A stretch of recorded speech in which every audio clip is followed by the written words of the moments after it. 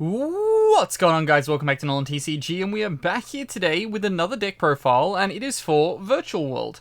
So I was intending to originally do this last week, but I couldn't find a Cloud Castle, so I definitely messaged around being like, hey, has anyone got a Cloud Castle that I can perhaps get off them? And then I immediately found my Cloud Castle. I was like, there's no way I don't have this.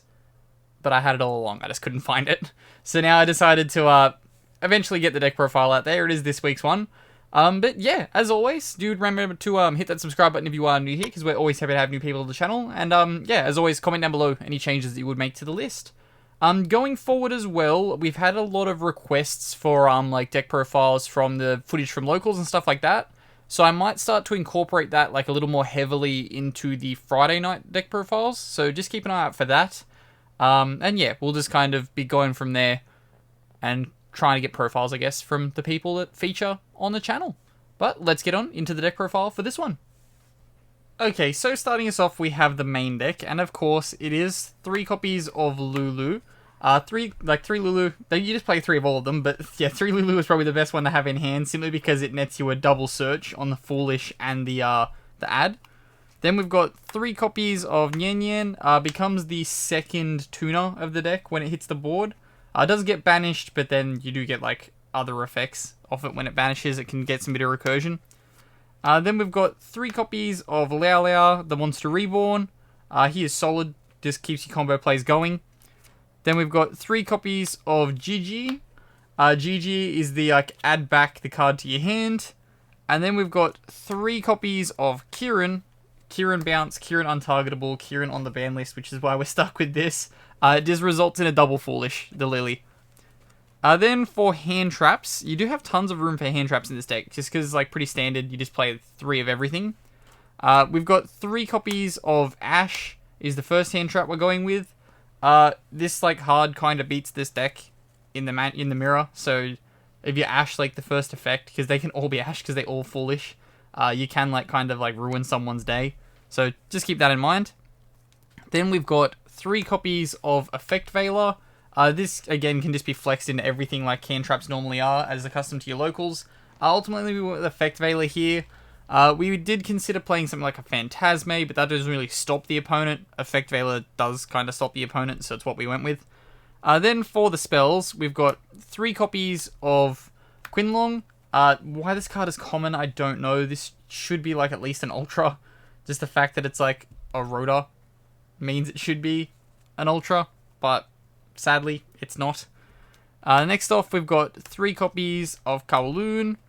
Again, another card that can be ashed. Wait, can this one be ashed? Yeah, this one can be ashed. So if you're just like activating like the basic effect, it can be ashed. It's wonderful because it has like that second effect that can be applied. Then we've got 3 copies of Talents. If you get hand trapped, you just want to keep playing. So we're playing 3 copies of Talents. Then we've got 3 copies of Desires, because you're just playing 3 of everything. I'm saying 3 copies, but like there is one of it in this entire list. So you just play Desires. It's not a -9, especially in something like this. Except when you're probably going to do like me and banish all 3 of your Lulus and then not be able to Rota when you want that one card that you draw. Just so happens to be your 10th banish.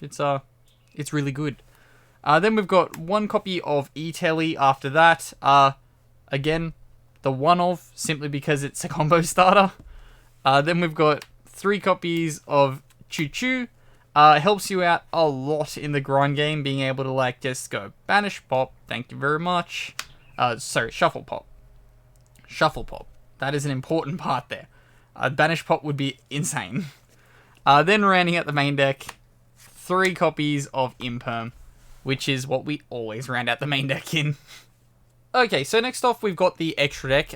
Weirdly as well, the extra deck is pretty well solved. There is like 1 spot of flex that you can kind of mess around with, but when like you run through the logic of it, it's not really a spot of flex. So this 1 to 15 is pretty well figured out. Like most of this list, we're trying to keep this like brief but extended. We've got 2 copies of True King of All Calamities, the card that will get banned. Hopefully, it won't, because this deck's a thing and this deck needs this to kind of thrive. So True King of All Calamities, we play 2 of it. You want to try and make 1 on the first turn, and then you want a Cloud Castle for the other on the second turn. Then we've got 1 copy of Breaksword. just your standard rank 3 removal.